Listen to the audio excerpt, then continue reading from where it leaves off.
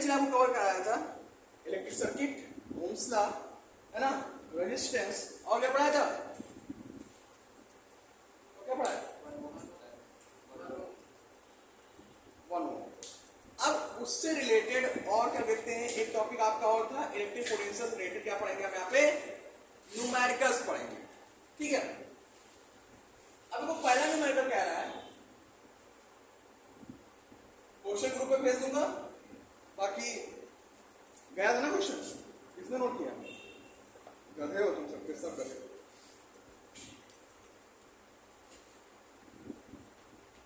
अब कह रहा है how much work is done in moving a charge of 2 coulomb across, कह रहा है कि across to certain 2 point having a potential difference of 12 volt. कह रहा है ये 2 पॉइंट है, मान लिया ये हमारा ए है, ये हमारा क्या है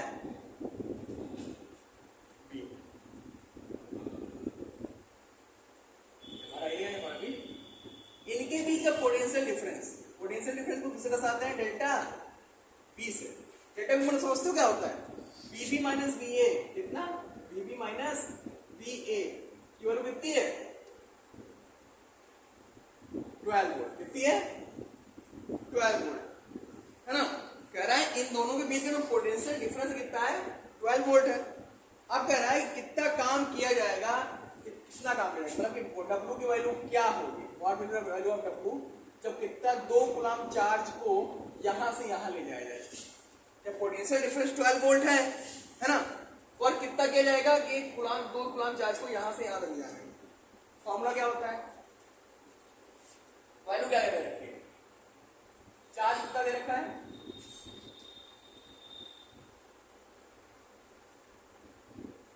तो आगे कूलम, कैसे पहचाना कि ये चार्ज है, किसी से कूलम लगा था, ठीक है। और पोटेंशियल डिफरेंस कितना दिया है, डेल्टा वी 12 वोल्ट, पूछा क्या है वर्क, हमें पता है, क्या पता है, डेल्टा वी बराबर क्या होता है, डब्ल्यू अपॉन क्यू, पूछा है डब्ल्यू, क्यू इधर आ जाएगा, क्या है delta we into Q, delta we की वैल्यू 12 और क्यू की वैल्यू कितना होगा 24, ओवर की यूनिट क्या होती है, समझ गए, इतना काम करना पड़ेगा 24 जूल 2 कूलम चार्ज को यहां से यहां तक ले जाने, समझ गए, इसे नोट कर लो, सिर्फ फॉर्मूला है और थ्योरी समझ में आई है, फॉर्मूला अपने आप समझ में आ गया, फॉर्मूला आ गया तो न्यूमेरिकल समझना आसान है ये। देखो यहां पे क्योंकि चार्ज दिया हुआ था और वैल्यू क्या दी थी, पोटेंशियल दिया हुआ था, तब हमको वर्क पता करने का फॉर्मूला ये हो गया ना, रिलेशन पता होना चाहिए किसके किसके बीच में क्या होता है, V W Q में रिलेशन ये होता है, V is equal to W upon Q, electric potential का। जैसे अगला क्वेश्चन कह रहा है, दूसरा नंबर क्वेश्चन यहां देखो क्या कह रहा है कि कैलकुलेट द पोटेंशियल डिफरेंस, यहां क्या पता करना है, पोटेंशियल डिफरेंस V की वैल्यू पता करना है, क्या पता करना है, V क्या होगा, ठीक है। कंडक्टर का अगर उसमें रेजिस्टेंस कितना है 5 ओम और करंट कितना बह रहा है 1.5 एम्पियर, रेजिस्टेंस कितना है इसका 5 ओम और करंट कितना बह रहा है 1.5 एम्पियर। आप कहोगे सर यहां तो रेजिस्टेंस वहां दिखा नहीं रहा है कुछ, तो हमने कल एक फॉर्मूला पढ़ा था R equal to V upon I, पढ़ा था ना, तो V बराबर क्या हो जाएगा, तो V बराबर क्या हो जाएगा IR, I की वैल्यू और R की वैल्यू 7.5, समझ गए, विदाउट सिंपल सा तो है, नोट कर लो इसे। अगला बता, पहले रिलेशन देखो किसके बीच में क्या है, वही रिलेशन तब होगा जब आप फॉर्मूले और थ्योरी फोकस करेंगे। अगला देखो question number 3, question number third कह रहा है कि एक टॉर्च बल्ब है, a torch bulb when cold has one resistance, it draw a current of 0.3 ampere when flowing from a source of 3 volt. देखो क्वेश्चन अच्छा है। क्वेश्चन कह रहा है कि एक टॉर्च का बल्ब है, जब वो ठंडा रहता है, ठंडा कब रहेगा? जब जलेगा नहीं। जब जलेगा नहीं इसको करंट नहीं बहेगा, तभी नहीं जलेगा। जब करंट नहीं बहेगा तो मतलब रह नहीं गया, छोड़ो उसे। It drive current of 0.3 ampere when flowing from a source of 3 volt. यानी जब इसे हम 3 वोल्ट के वोल्टेज से लगा दिए, ठीक है, 3 वोल्ट के वोल्टेज से लगा दिए और इसमें कितना करंट फ्लो हो रहा है? I बराबर 0.3 एम्पियर करंट फ्लो हो रहा है। तो बताओ रेजिस्टेंस क्या होगा? जब ये वर्किंग मोड में नहीं था तो 1 ओम था। कुछ लोग दिमाग में आ गया सर 1 ओम होगा, चाहे जले चाहे ना जले। जब करंट नहीं बहता तो रेजिस्टेंस अलग होता है, जब करंट बहने लगता है तो रेजिस्टेंस अलग हो जाता है। तो जब इतना वोल्टेज लग रहा है, इतना करंट फ्लो हो रहा है, तो रेजिस्टेंस क्या होगा? हमें पता है formula R equal to V upon I। V की वैल्यू क्या है? 0.3 पॉइंट से हटा, यहाँ 0 पड़ा, 3 कम 3 दाम कितना हो गया? 10 ओम का क्या हो गया? रेजिस्टेंस हो गया। इसे नोट कर लो, ये आगे बताते हैं। बहुत सिंपल क्वेश्चन है, लेकिन अभी आगे अच्छे क्वेश्चन आएंगे, पहले इसे नोट कर लो। अगला क्वेश्चन देखो। अगले क्वेश्चन में 2 पार्ट है, कोर्ट में 2 पार्ट। क्वेश्चन कह रहा है पहला पार्ट में, how much current will be electric bulb draw from 220 volt source if the resistance of the bulb is 1200 ohm. Fourth का पहला क्वेश्चन क्या कह रहा है? मैंने वोल्टेज कितना बताया? खड़े हो, खड़े हो, खड़े हो। कितना वोल्टेज बताया? काहे नहीं सुने? कितना ओम बताया? कितने रेजिस्टेंस कितना बताया मैंने? 1200। सीखो, अब याद आ, लेकिन ध्यान था उसको। कितना वोल्टेज बताया था? अब मत सीखो, ठीक है। 220 वोल्ट 22, ठीक है। तो वोल्टेज कितना था यहाँ पे? 220 वोल्ट। और रजिस्टर कितना लग रहा था? रजिस्टर कितना है वहां पे?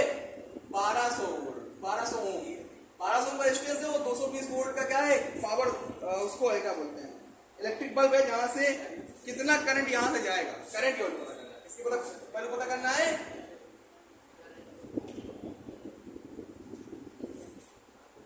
हमें पता है रेजिस्टेंस बराबर क्या होता है? रेजिस्टेंस बराबर क्या होता है? Voltage upon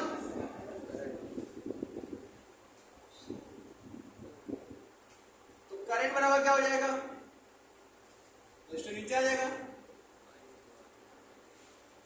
voltage upon resistance. Voltage की वैल्यू कितनी है? 220, कट गया 22 अपॉन 120, 11 अपॉन 60। पॉइंट लगाओ, 110 हो गया। एक बार गया 500 हो गया, 8 बार गया, इतना लिखो। 0.18 एम्पियर करंट क्या होगा? यहां से ड्रॉ होगा अगर इतने वोल्टेज का बल्ब है और इतना रेजिस्टेंस वहां पे काम कर रहा है। क्लियर? अब आगे आते हैं। कह रहा है how much current will be electric heater draw from a 220 volt source if the resistance of the heater is 100 ampere, 100 ohm, sorry. समझ लो, अगला क्वेश्चन कुछ ऐसा ही है। यहां कह रहा है वोल्टेज कितना है? ये भी 220 ही रखे हैं। कितना रखे हैं? 220 वोल्ट रखे हैं। और रेजिस्टेंस कितना है यहाँ पे? 100 ओम। फिर करंट पूछ लिया, तो I बराबर क्या होता है? V upon R। What is the value of V? R की वैल्यू कर गया 2.2 एम्पियर। है सिंपल, नोट कर लो इसे। फिर अगला क्वेश्चन बताते हैं। देखो बेसिक सीखना बहुत जरूरी है। अगर आप बेसिक्स क्वेश्चन नहीं सॉल्व कर पाएंगे तो जो आगे क्वेश्चन रिलेट करके आते हैं वो सॉल्व नहीं कर पाएंगे। तो इसलिए बेसिक क्वेश्चन क्या है, बहुत जरूरी है। क्लियर? इसे नोट कर लो, फिर आगे बताते हैं। नोट कर लो, नोट कर लो। चलो आगे क्वेश्चन देखो बेटा। अगला क्वेश्चन देखो, ये जो क्वेश्चन तुम्हें मैं लगवा रहा हूँ इसका वीडियो की शुरुआत में ना पहले आ जाएगा। ये वीडियो की शुरुआत में एक क्लिप आ जाएगी, उसमें ये पढ़ा रहेगा और उसके बाद तुम लोग इसको देख लेना। देखना होगा, वैसे लगा तो रहे हैं, तुम लोग मत देखना, तुम लोग देखेंगे, मतलब वीडियो वाले देखेंगे। The potential difference between the terminal of electric heater is 60 volt. P की वैल्यू कितनी दिया है यहाँ पे? Question number 5 60 volt. When it draw current of 4 ampere from the source, कितना करंट ले रहा है ये? 4 एम्पियर करंट ले रहा है। चलो अच्छी बात है। तो पूछा है what current will be heater draw if potential difference is increased to 120 volt. वाह, अच्छा question, very good question, good question. टंकी ठीक है, अरे टंकी मूवी वाली सीन है ना। Good question, very good question, याद है। R इज इक्वल टू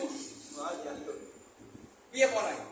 देखो कह रहा है जब 60 वोल्ट पोटेंशियल था और जब इतना करंट फ्लो हो रहा था, है ना, ठीक, तो क्या रेजिस्टेंस रहा होगा। और जब वोल्टेज को हमने कितना कर दिया, 220 वोल्ट कर दिया। कितना कर दिया?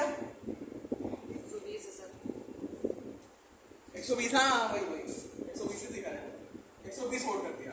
तो कितना करंट बहेगा, तो कितना करंट बहेगा, ठीक है।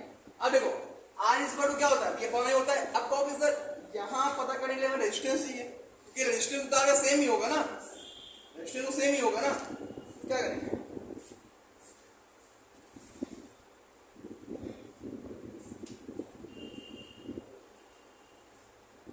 ये रेजिस्टेंस आ गया 15 ओम। अब जब रेजिस्टेंस 15 ओम है उसका, तो अगर 120 वोल्ट, क्या कह रहा है क्वेश्चन, कह रहा है कि what current will B heater draw, heater क्या करंट ड्रा करेगा कि अगर जो पोटेंशियल डिफरेंस जो बढ़ा कितना कर दिया जाए, 120 वोल्ट कर दिया जाए, तो पोटेंशियल बढ़ाया गया ना, रेजिस्टेंस तो सेम रहेगा। तो न्यू करंट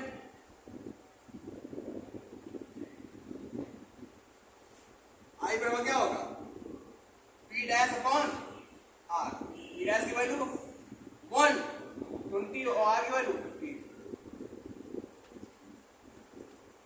8 एम्पीयर करंट करेगा कितना, 8 एम्पीयर।